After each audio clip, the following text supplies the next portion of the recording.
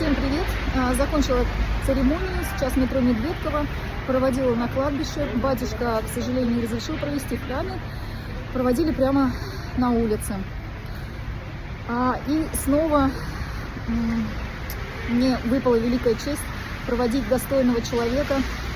Это женщина, к сожалению, не могу говорить имена, но это педагог. Вот как у меня было в кафе, что были самые лучшие гости, самые лучшие. Вот реально, у меня ни одного плохого гостя не было. Также и здесь я провожаю людей, либо провожу церемонию, или подготовкой. У меня все очень хорошие, добрые люди, и также у них очень замечательные семьи.